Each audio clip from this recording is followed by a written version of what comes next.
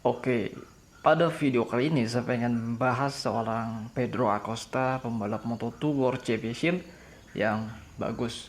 Tapi banyak juga orang berpikiran bahwa Acosta itu memang sudah luar biasa sejak kecil dan dia juga ditunjang oleh duit yang banyak untuk bisa menjadi pembalap Grand Prix yang hebat. Padahal aslinya enggak.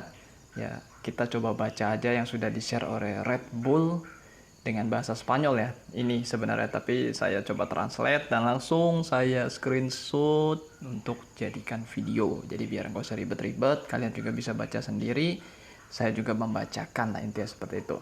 Judulnya 72 jam bersama Pedro Acosta, calon penampil MotoGP. Oke, langsung aja ya kita baca ya. Di ringkasan 1, asah bakat yang jelas. Oke.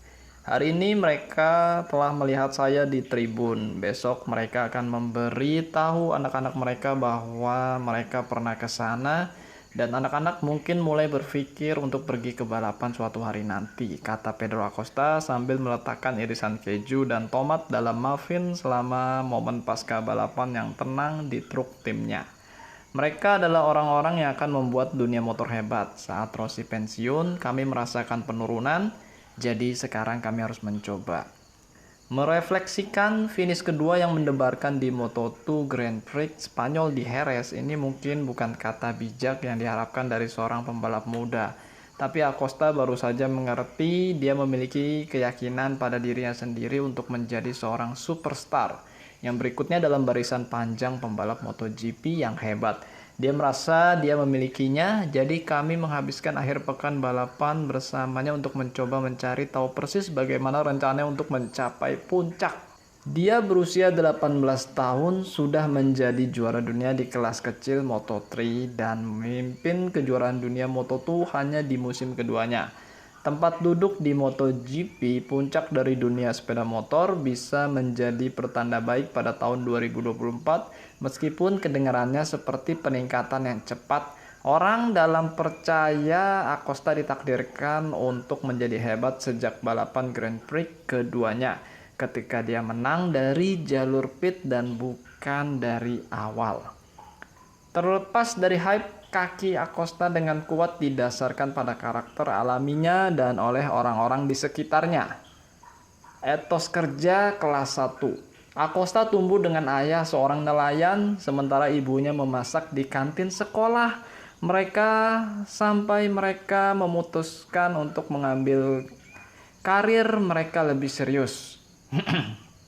Ini adalah kisah yang tidak diketahui dalam olahraga, di mana hanya sedikit pembalap kelas pekerja yang berhasil ketika dibutuhkan sponsor ratusan ribu euro setiap tahun untuk bersaing di usia 14-16 tahun. Tetapi etos kerja yang berasal dari kurangnya hak ekonomi mungkin merupakan kekuatan terbesarnya dalam hak kemampuan mengemudi. Menurut saya itu bukan bakat, karena saya tahu pembalap yang tidak berlatih sama sekali.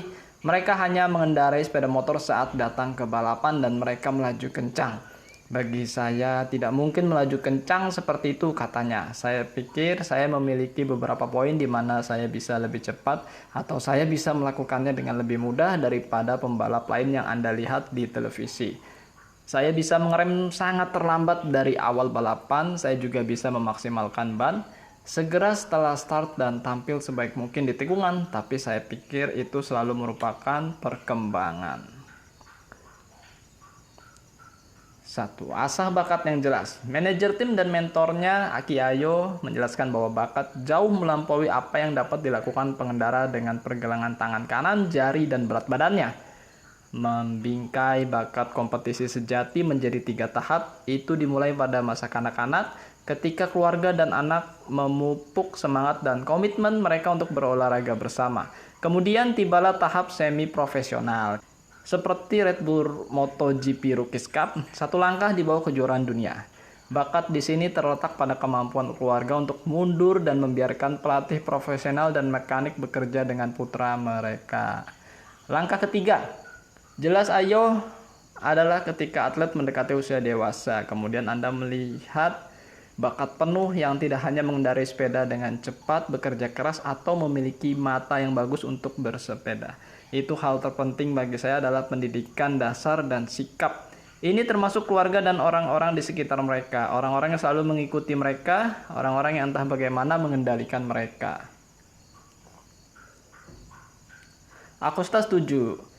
Aki memiliki bakat mengetahui bagaimana mengungkapkan hal-hal yang hanya sedikit orang yang dapat mengerti atau membuat lelucon untuk menghilangkan tekanan. Ada bakat mekanik saya yang dapat pergi makan malam bersama saya dan menghabiskan 2 jam tertawa bersama. Atau Albo, pemimpin tim, bahwa dia sangat memahami bagaimana saya mengekspresikan sesuatu dan bahwa saya harus tenang untuk melaju cepat.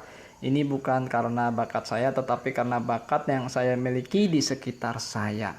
Bukan hanya kunci untuk memiliki orang yang tepat di sekitar seorang atlet, baik Acosta maupun Aki Yayo memperjelas bahwa mereka adalah orang yang tepat pada waktu yang tepat. Banyak atlet muda memiliki orang yang tepat di sekitar mereka, tetapi apakah mereka berada pada waktu yang tepat dalam karir mereka atau sebaliknya? Ini adalah kunci terakhir untuk membuka talenta penuh. Jaga kaki Anda di tanah. Dengan ini datanglah kesuksesan yang tak terelakkan dalam kasus Acosta dengan rekor kecepatan. Pembalap Spanyol itu adalah juara dunia termuda kedua di kategori ringan atau Moto2. Moto3 ya. Sehari lebih pendek dari yang termuda, namun pada tahun 2022 ia menjadi pemenang balapan termuda di kategori menengah atau Moto2, merebut gelar dari juara dunia 8 kali Marc Marquez. Dengan keberhasilan yang begitu cepat, patah tulang dapat terjadi karena tekanan yang dialaminya. Itu adalah pemeriksaan realistis. Mungkin itu tamparan yang saya butuhkan saat ini, kata Acosta mengenang saat dia menghadapi Ajo pada 2021. Dia mengatakan kepada saya, tetapi tenang dan jangan hancurkan semua yang kamu lakukan. Sangat penting bahwa seseorang terkadang bersikap keras padamu. Tetapi kecenderungan alami Acosta adalah meminta pertanggungjawaban diri sendiri dan tetap fokus pada tugas yang ada. Dia mengendarai Van dan Renault. Dia mengganti kartu SIM-nya beberapa kali setelah kemenangan yang mengejutkan di Doha 2021. Dan terlepas dari godaan kemewahan, dia memilih untuk tetap tinggal di negara asalnya, Murcia, daripada pindah ke Andorra seperti banyak pembalap di Championship atau dunia. Ya, di Andorra kan memang kabarnya pajaknya rendah juga. Jadi kan ada Pak RT Andorra di MotoGP. Sini kalau pembalap MotoGP dengan harta yang banyak tetap memilih tinggal di tempat kelahirannya, berarti dia sangat cinta dan dia memilih untuk bayar pajak lebih banyak di tanah kelahirannya. Jika saya ingin menjadi sesuatu yang besar di pedok ini, saya tidak bisa pergi karena saya akan tersesat. Di sini saya berada di bunker sedikit, katanya. Tidak ada yang mengganggu saya di jalan karena semua orang saling kenal. Saya tidak terlihat orang normal. Nuansa Valentino Rossi di Tavulia atau Marquez di Cervera. Acosta mencoba menjalani kehidupan normal dan drama sesedikit mungkin jauh dari Grand Prix untuk menjadi yang terbaik dan membawa pertunjukan ke balapan. Rasa percaya diri tumbuh. Meskipun ia telah meraih banyak kesuksesan dalam karir mudanya, Acosta tahu bahwa atlet terbaik di dunia memiliki paduan bakat dan kepercayaan diri yang sempurna. Ini adalah campuran yang dapat dilihat dari bintang UFC Conor McGregor dan Ilia Topuria. Keduanya suka menonton Acosta. Apakah Acosta memiliki mentalitas yang sama? Saat ini tidak. Tapi saya lebih baik dari tahun lalu, lebih siap dan fokus dari musim sebelumnya. Saya lebih tahu kapan tidak fokus, berada di waktu yang tepat, jawabnya.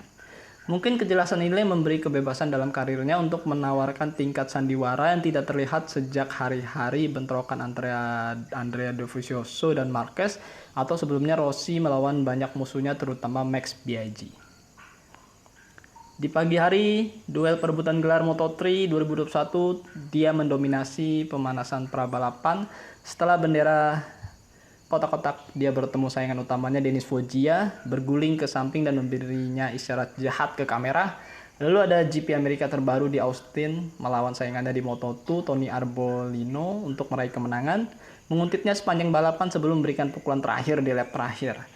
Pada hari Minggu di Jerez, Acosta mendapati posisi kedua di grid dan mewujudkan mimpinya untuk memimpin balapan kandangnya. Tapi ini adalah salah satu hari ketika Sam Lowes dari Inggris menemukan area di mana tunggangannya berada di level yang berbeda dibandingkan dengan yang lain.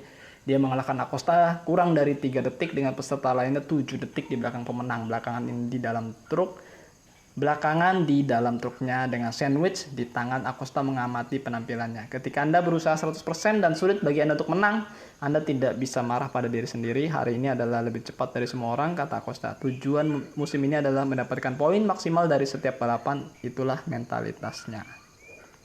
Kekecewaan memang ada, tapi tidak sebanyak yang diharapkan. Setelah bendera finish dikibarkan, Acosta memarkir sepeda motor di samping salah satu tribun yang penuh sesak, melepas helmnya dan naik ke pagar pengaman untuk menyemangati penonton. Menjerit sekuat tenaga, mereka melihat semua emosi di wajahnya. Ini adalah hal yang dirujuk oleh pembalap, tim, dan promotor ketika mereka berbicara tentang mengembangkan olahraga. Tawarkan penggemar koneksi ke bintang-bintang. Jadilah pria yang baik. Lama setelah karirnya berakhir, Acosta masih memberikan tanda tangan dan berfoto selfie dengan penggemar di kiri dan kanan. Dia melakukan semua kewajibannya kepada media dengan anggun dan sopan. Menatap mata orang-orang yang berinteraksi dengannya, dia sadar akan tugasnya untuk berkontribusi pada pertumbuhan olahraga ini, sementara dia sendiri naik ke level tertinggi. Untuk menjadi salah satu hebat berikutnya, Anda tidak perlu berjalan di atas karpet merah atau mengendarai Lamborghini. Ini dimulai dengan memahami bahwa pada tahun 2023 tidak cukup untuk memenangkan balapan dan kejuaraan, tetapi Anda harus membawa perasaan teater itu ke dalam olahraga dengan para pahlawan dan penjahat dan membangun hubungan antara penggemar dan protagonis. Dia memahaminya dengan sempurna, tapi jangan salah, apapun yang dicapai Acosta, dia akan melakukannya dengan cara sendiri dan dengan kecepatan sendiri. Dia di sini bukan untuk menjadi Marquez atau Rossi berikutnya, tetapi untuk menjadi yang terbaik yang dia bisa. Oke. Udah selesai tulisan dari Red Bull, yaitu reporternya yang juga biasa di Red Bull Rookies Cup, yaitu Kakang Matdun. Kakang Matdun. Ya, kalau saya bacanya Matdun ya. Mungkin kalau bahasa Inggris atau bahasa itunya, bahasa nama ini sebutannya mungkin salah. Matdun gitu ya. Untuk karir statistik Pedro Acosta di F1 TV Moto3 mungkin saya lampirkan setelah video ini, dan mungkin nggak akan saya isi suara karena ini video langsung saya bikin. Ya mohon maaf jika ada pembacaan yang salah. Yang jelas seperti ini udah ditranslate, aslinya ini berbahasa Spanyol ya, intinya seperti itu. Jadi mungkin ada sedikit informasi bahwa Acosta bapaknya seorang nelayan dan ibunya ya bikin kantin lah di sekolahnya Acosta. Tapi ternyata dengan keminiman itu dia bisa jadi seorang yang hebat dengan kerja keras. Oke. Sehat-sehat buat kalian semua. Jangan lupa makan dan jangan lupa berdoa. Akhir kata, wassalamualaikum warahmatullahi wabarakatuh. Bye-bye.